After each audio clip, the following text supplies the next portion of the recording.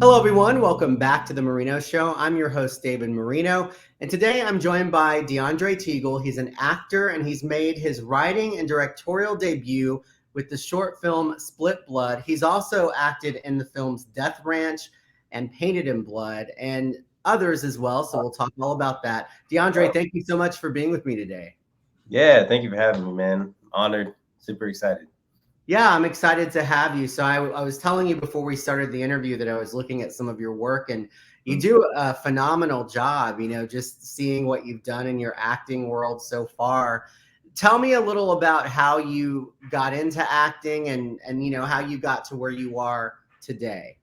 Yeah, I grew up loving movies, and I grew up loving, storytelling and telling stories. And in elementary school, I was in all the school plays, and I grew up playing sports. And so when I transferred my sophomore year, we moved to Kansas City, and I really started to embrace theater a lot more. And I really wanted to dive a lot deeper into, my love and affinity for performance. And so I really focused on theater a lot. And then after graduating high school, I went to Wichita State University in Wichita, Kansas, and I majored in music theater. And while I was in Wichita, at Wichita State, I loved dance. And so I really got involved in the dance program and started dancing a lot. And on top of, being in shows every semester. And after graduating from Wichita State, I was teaching dance full time, just to pay rent. And, I kind of fell into it while I was in school, but I loved it.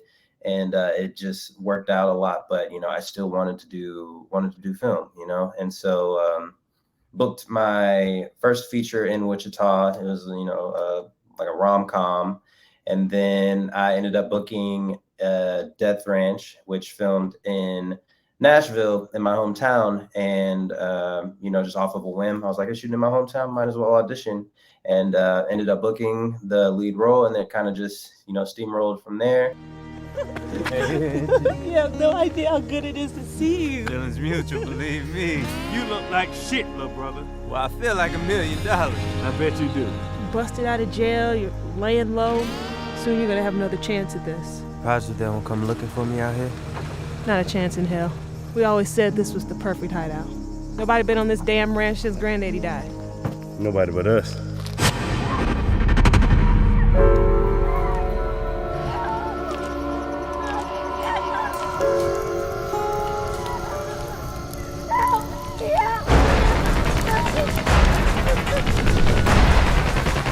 We gotta go, come on, let's go.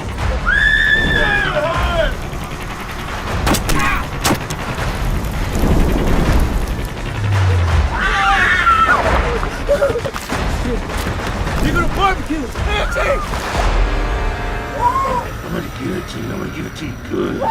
Anybody tries to fuck with us,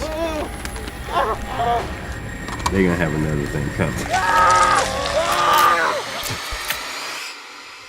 Let's get crazy.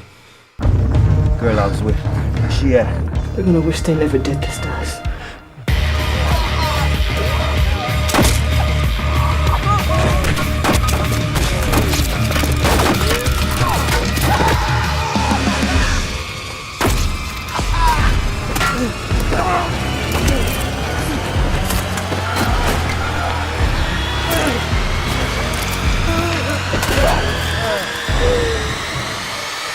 You tell them, if they come in here, I'll blow their motherfucking heads off.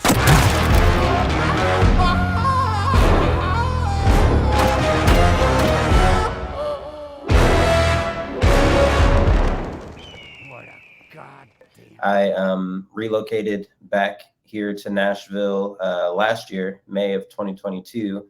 So I've been here over a year now, and we're doing what we do. Well, like I said, I'm a huge horror movie lover, as you can see behind me. And Yeah. I know that's not the only genre that, you know, you're going to act in or that you have acted in, but what is it about horror that do you enjoy doing those types of films? Because just seeing like Death Ranch and Painted in Blood, you know, I was watching the trailers, they looked pretty intense. And, you know, sometimes there are actors who do those films that they're not really into horror, but hey, it's a job, they're doing it, you know, it's fun. For you though, do you have any sort of like a draw to the horror genre specifically? You know, recently I was feeling really festive, you know, with October, spooky season, Halloween was approaching. And so I was watching a lot more horror films than I usually did. And in terms of acting, that kind of was just what the opportunity was there. And I was presented with that. And I really horror film, one, the community is awesome. You know, the fans that watch and embrace the horror film culture are awesome, but also what goes into it. And it's pretty draining, you know, like having to be scared, you're having to scream, you're having to run all over the place. But as someone who is, you know, very active, like I live a very active lifestyle, I love, you know, running and being all over the place. And plus it puts you in a very visceral position in horror, you know, because you're in fight or flight the entire process, you know. And it's really something interesting, you know, as a performer to be able to dive deep into that, you know, into the psyche of someone who is being haunted by something or being chased by something crazy, and just, you know, trying to survive. So I definitely appreciate it and respect it for that. And then also just the special effects that go, you know, behind a lot of horror films and everything, especially the indie horror community. You know, there are a lot of practical effects and a lot of practical, you know, special effects and makeup. So I have a huge respect for that. And yeah. And it sounds like a lot of actors, they're versatile. No, not all of them, but you know, you dance, you have a theater background, music, and now you are writing and directing. You've made your writing and directorial debut in the film Split Blood, which is a short film. What was it about that aspect of the filmmaking world that made you want to get involved in that? Because that's completely different from obviously being a performer in front of the camera. Yeah, absolutely. So it kind of just came out of, man, I'm not booking a whole lot right now. The opportunities aren't coming. And so it was like, well, why don't I just like write something where I can be in it? You know, it kind of stemmed from that aspect of it. You know, if the opportunities aren't coming, let me just create the opportunity for myself. You know, because as a dancer, you know, I'm able to do that. I'm able to choreograph and, you know, put it out there into the world. And if someone likes it, they'll hire me to choreograph for a dance team or, you know, whatever. And so, you know, I kind of wanted to take that creative process and put it into, you know, my passion for film. And so Split Blood is something that I started writing almost 3 years ago. You know, conceptually, I was thinking about a story that I wanted to tell, something that I could relate to, something that I was passionate about. And, you know, it started there. I started writing it. And then I moved to Nashville, and, you know, I moved during a time where the industry was really slowing down because the strikes were about to happen. You know, it was on the horizon. And then I got here and the strike did happen. And so there weren't any auditions coming in, you know what I mean? And so for me, I'm not the type of person to like sit on my hands and just wait for the phone to ring. You know, I really want to go out and get it and make it happen if I can. And so I really dove deep into writing Split Blood. And I ended up like 40 or so pages in, and I was talking to my friend Dylan Young, and another filmmaker and a great friend of mine. And I was talking to him. I was like, hey, we had been going back and forth. I was talking to him about, I had this concept and the story that I wanted to write. And we sat down for lunch one day, and I told him, hey, I would love to turn the first part of this feature that I'm writing into a short. That way something is going on. I can be in it. I don't have to be in it, but I want it to be made that way. Other people can get opportunities because there aren't a lot being presented right now. And he was like, yeah, I'm down with that. How about you direct it? Whoa, like I had no intention of directing, right? And that idea kind of scared me just because I had never before thought about directing. I just wanted to pull the Sylvester Stallone route, just write something for me, and hopefully I can implement myself into it in the contract that I'm the star, right? And so, he presented that idea to me to direct it, and I went back and forth about it, for a little bit. And then I finally was like, you know what? I'm the type of person that I love challenges, especially in a creative aspect. And so I was like, okay, let's do it. And so we talked on a Tuesday about it. And then by that next Wednesday, he had assembled a whole crew already. And, and so now it's in post-production. So it's definitely been a journey that I'm so grateful for. And I can't wait, for people to see it and see where it goes. But to answer your question, that's kind of just where it came from. I wanted to write something where not only I could give myself an opportunity, but other people an opportunity, and tell a story that I wanted to be seen on screen. What is the film about? Can you give us like a summary of what people will see when it finally does come out? Yeah, absolutely. So Split Blood tells the story of Marcus Turner. He is a young wrestler, and he's a very, very skilled wrestler, Olympic caliber wrestler. And he is one win away from going to the national championship in his division. And the story takes place where we see the dynamic of a Black family in America. And I really wanted to focus on the dynamics of the family, and focus on the relationships between everyone within the family, especially the father and the son. So the story is really about the bond between Marcus and his dad. And on their way home from the tournament, they witness something that kind of changes their lives forever, and it changes the trajectory of the family forever. And so the film Split Blood is about how experiencing something traumatic can change your future, so we all have a past, and we all have experienced certain traumas that have led us to the path that we're on now, and whether or not those things happened in the past, it could have led us into a completely different direction.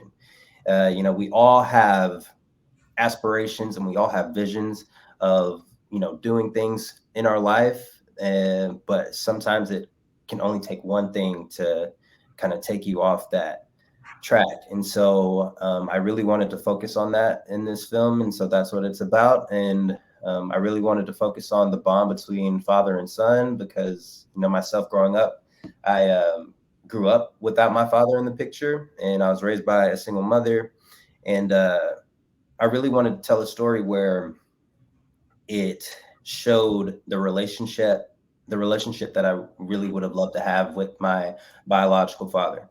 And I think it's so important to shed light on families, because speaking as a Black man in America, you hear of these different stereotypes all the time, how people think that we interact with each other in our family, which may be, but not every family is the same. As a people, we're not monolithic. We're not, one way. We're not a one size fits all. You know what I mean? And that's for any group of people. So I just really wanted to shed light on that and just show, through my scope and through how I see and how I grew up and my experience within my family, and show those dynamics.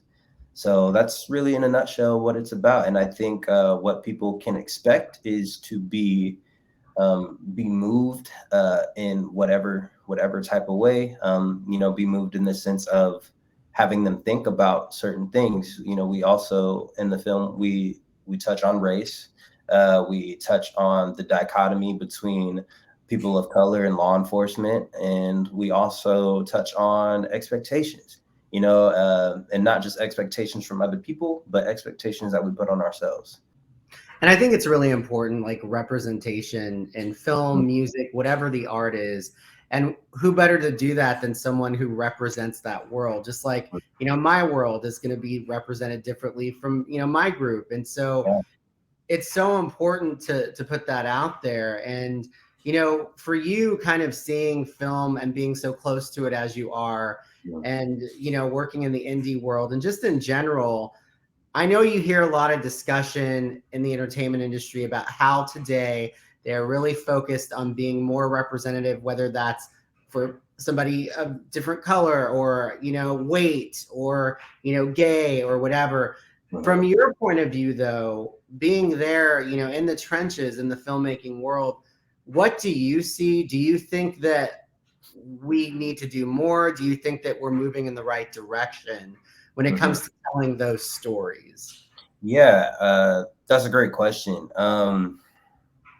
So from my perspective, I think in order to have great representation within film, you have to have great representation not only in front of the camera, but behind it. So that includes writers, that includes producers, directors, casting directors, all of those things that happen behind the scene where we don't see it, that's so important, because who's going to advocate for those performers? Who's going to advocate for those underrepresented people, and it has to be the people that fall into that category. So I think it's obviously super important to have people represented on film, in front of the camera. But I think the only way that truly happens and that we're going to see it flourish in the way that we want to is that it's also happening behind the camera and behind the scenes. So I think we're definitely moving in the right direction, because that is happening. Could it happen more? Yes. Could people show representation because they truly want to show representation and not because they think it'll make them more money? Yeah. Yes. You know what I mean? Like we see it all the time. We see, oh, this we're going to tell this story and we're going to throw a Black person in there because it might be a better market for overseas, or something like that. Even like me, like as a gay man, you see a lot of that with the same thing. It's sort of like, oh, well, let's put the gay character in because we've got to like make that a thing now. Absolutely. Because now we've got to be inclusive. And sometimes, when you are of that world, it feels it doesn't feel genuine. It feels like forced, or that, yes, you want to be represented, but you don't want it to be in a way that's stereotypical. Yep. Or that, oh, this just felt like they had to drop this person in because it fits what society, what we're supposed to be doing. So I like that you're making that point about how important it is behind the scenes to have the right people there to tell those stories and do it in a way that isn't for money, but it's genuinely, I want to get the story. I want to represent this person. There's so many different types of LGBTQ people, Black people, Hispanic people, and that is so very important. So I'm glad that that's something that you're, in your work, part of your work that you're focused on doing. Yeah, absolutely. And, moving forward, I want to be an ally and an advocate for all of those people who, need a platform for their voice or for their performances. That's something that is super important to me. And I definitely want to see more of that happen for sure. Now, because you're so versatile, you can dance, you have your theater background, you're doing film.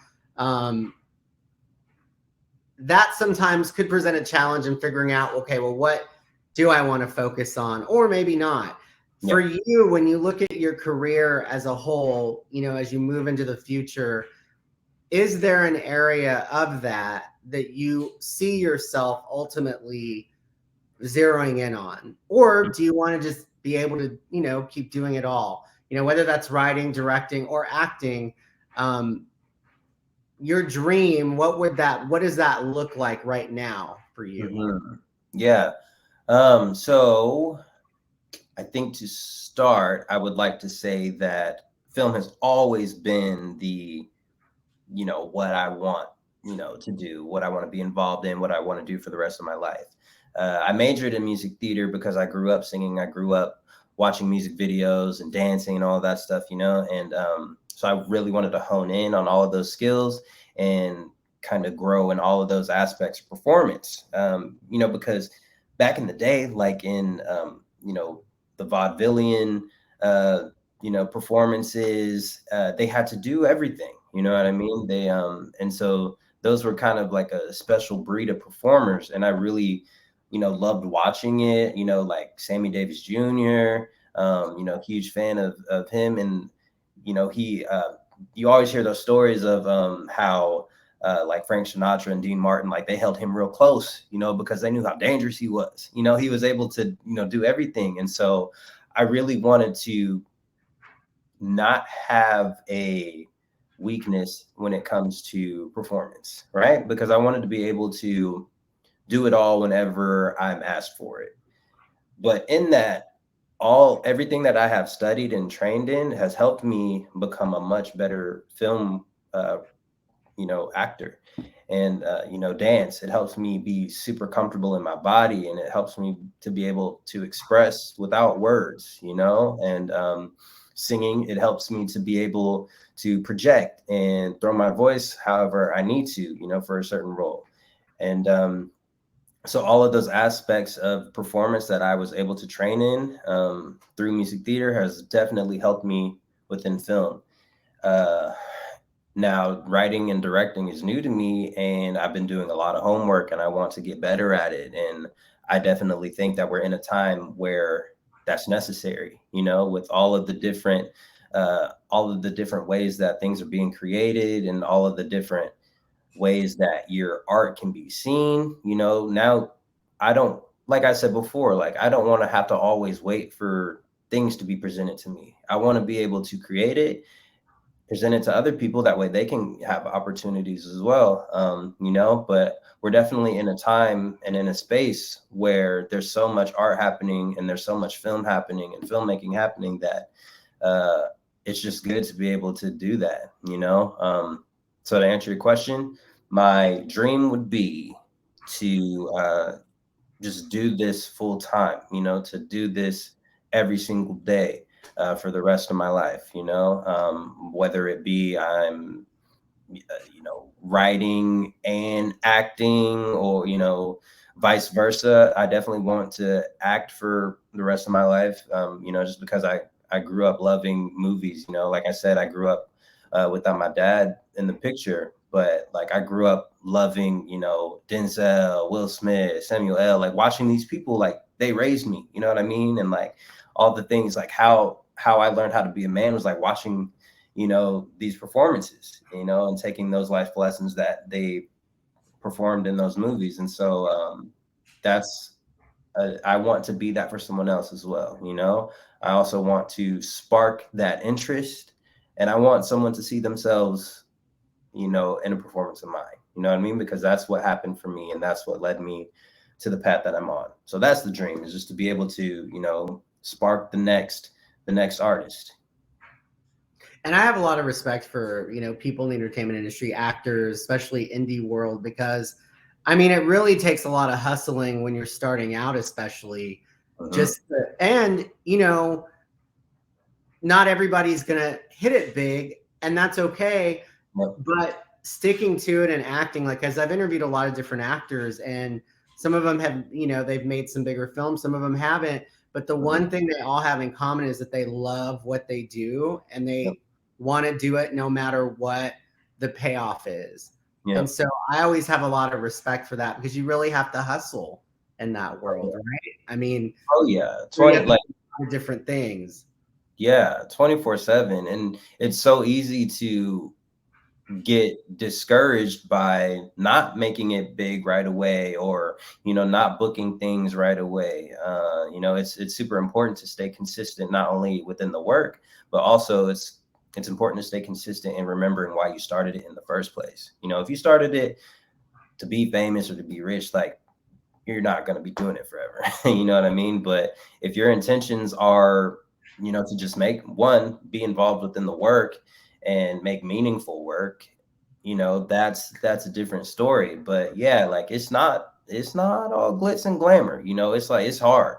And so I definitely have to remind myself a lot of times to, remember why I started it, and just remember that everyone's path is different, just not even as a performer, but just as a human being. Like, everyone's path is different. So I can't look at this person and be like, man, like, how come that's not happening for me? Well, his path or her path, their path is different, so I have to remember that I'm on my path, and hopefully, if whoever is wanting to get into filmmaking, they have to remember that there's not one roadmap, there's like thousands.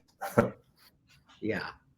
Circling back now to the writing and directorial debut with Split Blood, what was it in that experience that was something like, did you learn something that you didn't think you would learn? Was it, what was it that you discovered in that process of doing it? Because it's one thing to say you're going to do it, but then to actually be in the thick of it, acting, directing, and also having been the writer, what did you take away from that experience? One of the biggest things is you don't have to do everything by yourself, and you don't have to have all of the answers.